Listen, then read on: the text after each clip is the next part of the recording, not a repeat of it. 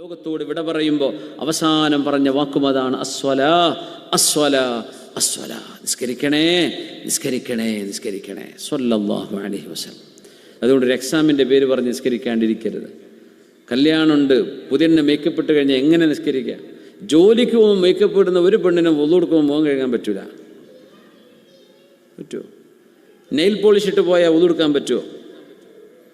Nail fix ചെയ്ത് പോയാൽ ഒളു ശരിയാവുമോ? ശരിയാവില്ല. ഈ പോളിഷ് മേക്കപ്പൊക്കെ ചുരണ്ട് കളയണമെങ്കിൽ തന്നെ എന്തൊക്കെയോ ലിക്വിഡൊക്കെ ഉപയോഗിച്ചിട്ടേ പോവുള്ളൂ അല്ലേ? വുളൂഇൻ്റെ വെള്ളം ചേരുന്നതിനെ തടയുന്നത് എന്ത് ദേഹത്തുണ്ടോ വുളു ശരിയാവില്ല. വുളു ശരിയായിട്ടില്ലേ നിസ്കാരം ഓട്ടോമാറ്റിക്കലി ബാത്തിലാണ്, ഹറാമാണ്. വുളു ശരിയാവാതെ നിസ്കരിക്കൽ ഹറാമാണ്. വൈലുൽ ലിൽ അഖാബി മിനൻ നാർ, മടമ്പ് മര്യാദക്ക് കഴുകാതെ വരുന്നവർക്ക് നരകമാണെന്ന് റസൂലുള്ളാഹി സ്വല്ലല്ലാഹു അലൈഹി വസല്ലം. ശിക്ഷയാണ്, അള്ളാഹിൻ്റെ ശാപമുണ്ടാകുന്നു. അപ്പം മടമ്പ് വെള്ളം നനക്കാതെ പോന്നാൽ അത്ര വിഷയമുണ്ടെങ്കിൽ ബാക്കി വിഷയങ്ങളൊക്കെ ആലോചിച്ച് നോക്കൂ.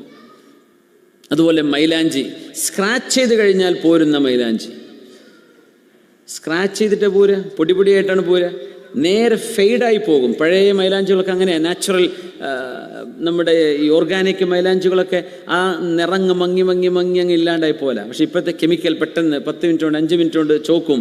അത് പിന്നെ സ്ക്രാച്ച് ചെയ്തിട്ടാണ് പോകുക. സ്ക്രാച്ച് ചെയ്ത് പോകുക എന്ന് പറഞ്ഞാൽ സ്കിന്നിൻ്റെ മുകളിൽ ഒരു ലെയർ വന്നിട്ടുണ്ട് എന്ന് അതിൻ്റെ അർത്ഥം. അങ്ങനെ ലെയർ ഉണ്ടെങ്കിൽ ആ ഭാഗത്ത് വെള്ളം ചേരില്ലല്ലോ. വെള്ളം ചേരാതിരുന്നാൽ വുളു ശരിയാവില്ല.